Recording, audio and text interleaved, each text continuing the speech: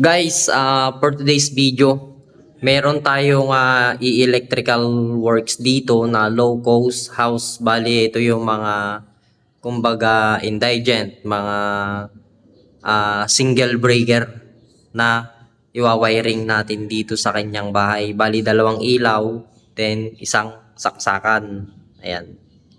Bali, yung ganitong wiring connection guys dito sa aming probinsya is acceptable siya sa aming service provider. Bali, meron tayong electrical plan na ipapakita para malaman nyo na acceptable itong single breaker, 2 lights, 1 CO ang ilalagay natin dito para sa ating low cost na structural sa bahay guys. Bali, budget lang tong bahay guys, kaya ito lang yung pinalagay ng consumer natin na dalawang ilaw, then isang saksakan, then single breaker na panel board. Meron akong electrical plan dito guys.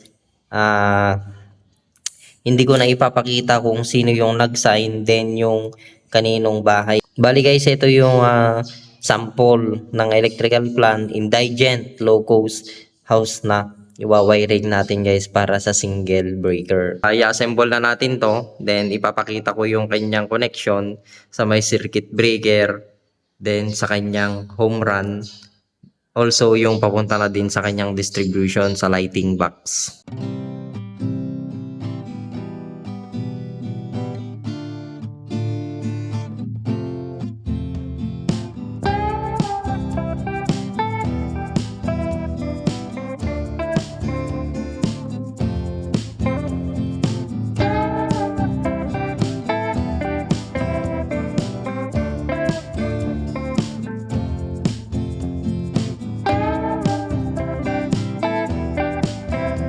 Ito yung guys, wire puller, makabili natin sa Shopee. Napakalaking tulong nito sa akin. Bali, kahit na mag-isa tayo, tapos flexible yung gamit natin is ito, malaking bagay ito. Guys, bali, ito yung home run ng lighting outlet, then convenience outlet. Naghiwalay yan. Then yung ginamit nating wire of size is 3.5.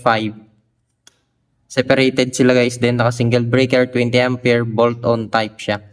Andito yung home run nila guys, oh. Ito yung home run ng lighting outlet, then convenience outlet. Dito tayo mag-i-splice. Okay guys, i-splice na natin yun. Then after pag na-splice natin yun, ipapakita ko sa inyo kung paano siya i-splice.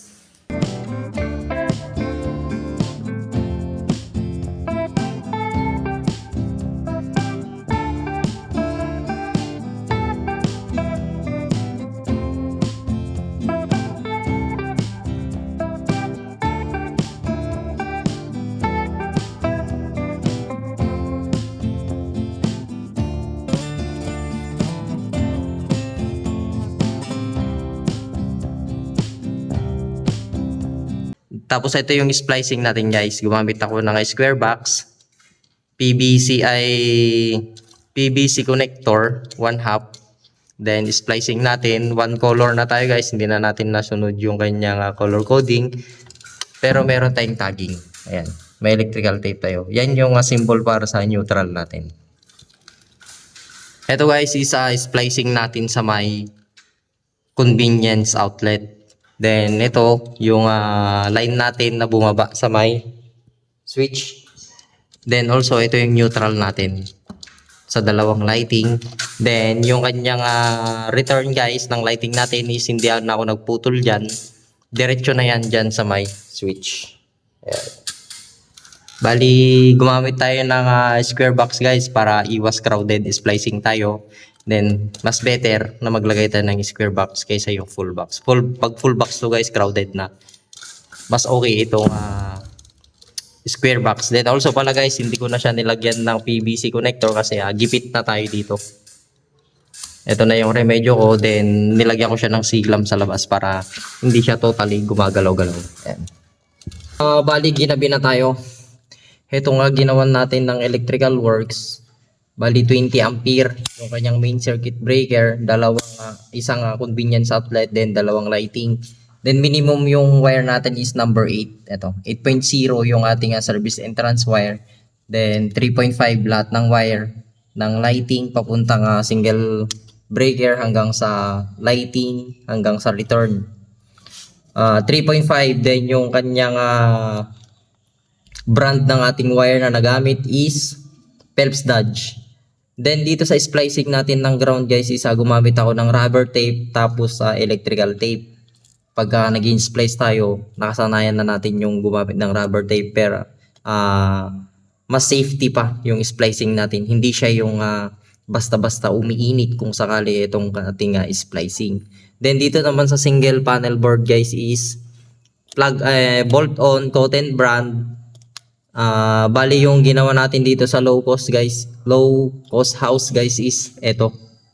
Nakahiwalay sila. Ito yung lighting natin, then regular convenience outlet na isang piraso. Dalawang light guys para dito sa ating lighting connection. Yung pagka magpapabili kayo ng single breaker gaya nito, piliin nyo na to yung bolt on type guys na circuit breaker. Ito guys is molded case circuit breaker siya. Then also gumamit tayo ng PVC adapt connector na 3/4 para sa may service entrance conduit. Then also dito sa may home run connector na 1/2. Bali flexible hose na guys yung ginamit natin dito, C-clamp, then square box also meron siyang flexible hose connector. Dito guys, hindi ko na siya ginamitan, pababa dyan. Dalawang return para dyan sa labas, then dito. Ayan. Tapos yan yung kanyang regular convenience outlet. Yan naman yung sa may lighting. Ayan. Receptacle number 4, sakto dun sa may kanyang junction box, then connector C-clamp. Ayan siya. Then ito yung isang lighting abang para dito sa may kusina. Then service entrance wire, entrance cap 3/4, then number 8 na wire. Ito yung diagram ng single breaker dito sa low cost house na niwiringan natin. Guys, bali ito yung isel ko na service drop wire natin. Naka-indicate yung number 6 AWG drop wire pababa dito sa kanyang kilowatts hour metro natin. Then yung nakalagay na wire is 8.0, dalawang piraso, THHN, nakalagay siya sa may safety conduit na 25mm 3/4. Then pababa naman guys papunta sa may panel board, number 8.0 pa rin siya yan. 8.0 round 1 times 5.5mm squared ground wire. Hindi na natin nailagay ito guys kasi wala na mga heavy duty na appliances itong bahay na niwiringan natin. Then also kapos sa budget guys. Importante naman yan, earthing para sa ating appliances, then para na din sa may consumer. Pero itong ginawa natin guys is di ko na nilagyan ng grounding, pinagkasya lang yung budget. So yan lang guys, please like and share my Facebook page Moto Elite TV and also my YouTube channel Moto Elite TV. Maraming salamat.